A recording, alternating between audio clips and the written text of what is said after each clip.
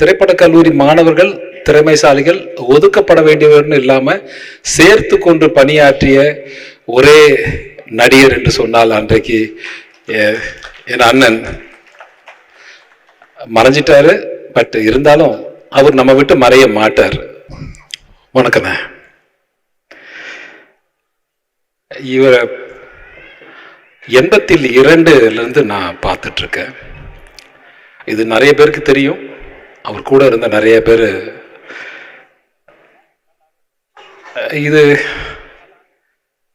Emotion ஆகிற ஒரு படத்தை பார்த்தாலே எனக்கு என்ன, ஒரு பேம்பு சேரில் உட்காந்துட்டு ஒரு மூங்கில் சேரில் உட்காந்துட்டு ஷேவ் பண்ணிட்டு இருப்பார்.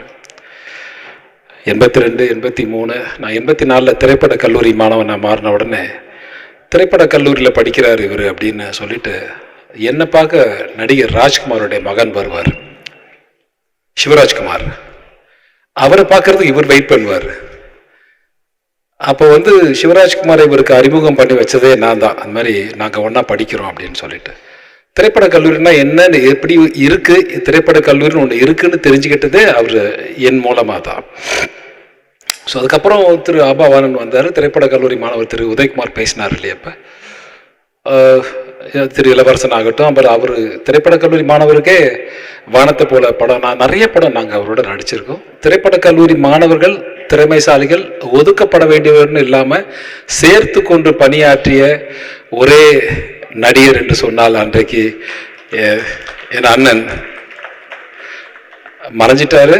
பட் இருந்தாலும் அவர் நம்ம, ஆனால் நிச்சயமான ஒரு உண்மையை சொல்கிறேன், இந்த உலகம் உள்ளவரை நம் நினைவில் இருக்கக்கூடிய ஒரு நல்ல மனிதர் என்று சொன்னால் அது இவரை தவிர வேற யாரும் இருக்க முடியாது என்பதுதான் என்னுடைய கருத்தாக இருக்கும்.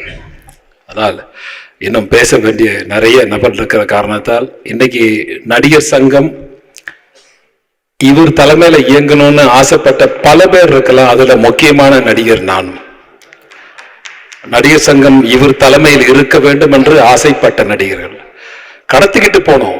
கிட்டத்தட்ட நடிகர்ல கடத்திக்கிட்டு போய் பொருளாளர் யார், செயலாளர் யார், தலைவர் யார் என்ற ஒரு நிலையை நாங்கள் உருவாக்கணும்.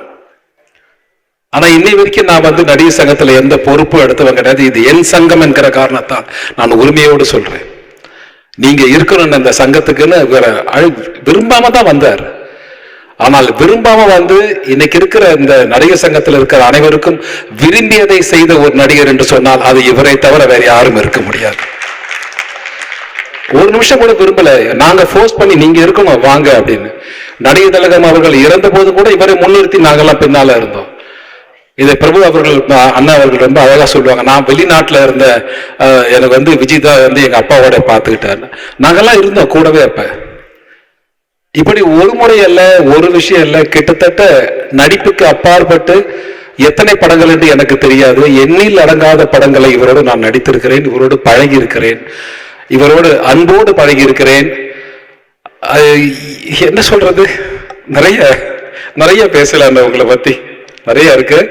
மதுரை கூட்டு போனா என்ன செய்ய, மதுரை கூட்டு போய் எப்படிலாம் இருப்பாரு. மதுரையில அவர் கூட இருந்த இப்ராஹிம் ராவத்தர் ஆகட்டும், அல்லது அந்த எம்எல்ஏ பண்ண அந்த சுந்தரராஜன் ஆகட்டும், ரவி ஆகட்டும், இவரெல்லாம் எப்படி உறுதுணையாக இருந்தாலும், ரஹமத்துல்லா ஆகட்டும், அப்ப மணின்னு ஒருத்தர் இருந்தார் அவராகட்டும், இப்ப அம்மா கணேசன் சிவா இருந்தார் அவராகட்டும். நான் வெளிப்படம் போயிட்டு இங்க உள்ள வந்துருவேன், வெளிப்படம் நடிச்சுட்டு உள்ள வந்துருவேன். என்னை விடாமல் பார்த்து கொண்டால் எனக்கு அவர்கிட்ட கட்டளை, மீண்டும் நீங்கள் வில்லனாக நடித்தால் என்னோடு நடிக்க வேண்டும் ஆனந்தராஜ் என்று சொன்னார். அதுதான் மீண்டும் வில்லனாக போட்ட விஜயோட அப்பா டைரக்ட் பண்ண படம் ராஜதுரைன்னு ஒரு படம். நான் அந்த மரியாதை இவர் கொடுத்தேன், நீங்க தான் பண்ணணும்னு. அதுக்கு இவர் எனக்கு என்ன பண்ணாரு தெரியுமா? எந்த கதாநாயகனும் செய்ய மனம் வருமா என்று எனக்கு தெரியாது. இப்பொழுது எனக்கு அந்த படத்துல இங்கதான் அந்த மண்டபம் பின்னாடி தான் இருக்கு. பாத பூஜை பண்ற மாதிரி ஒரு சீன் எடுத்தாரு எஸ்ஏசி அவர்கள். அதை மனம் கோணாம செஞ்சாரு. எனக்கு நான் பார்த்து அப்படியே அவரை பார்த்துக்கிட்டே இருப்பேன். படம் பார்த்தா தெரியும். பாத பூஜை பண்றதை ஃபுல்லா எடுத்தாரு டைரக்டர். பாத பூஜை எப்படி பண்ணணும், தண்ணி ஊத்தி காலை கழுவி பொட்டு வச்சு எல்லாம் பண்றது, என் பண்றதை இன்னொரு விஜயகாந்த் நின்று பார்க்கணுன்ற மாதிரி எடுத்தாரு. எனக்கு ஷாக்கா தான் இருந்தது. நான் வில்லன் பண்றேன் நல்லா இருக்கும், ஆனா பட் ஒரு நடிகர் இவ்வளவு இறங்கி பண்ண முடியுமா? ஒரு படம் பார்த்துட்டு வெளியே வந்த உடனே இந்த படம் பார்த்துட்டு இந்த படத்துல என் கேரக்டர் நல்லா இருந்தேன்னா, எங்க ஆனந்தராஜ் நீ தான் படத்துல நம்பர் 1 அப்படின்னு இதை சொல்லுகிற பண்பு இருக்கிறதே, இதுதான் இன்னைக்கு இவரை பார்த்து நம்ம நிறைய விஷயம் கத்துக்குவோம்.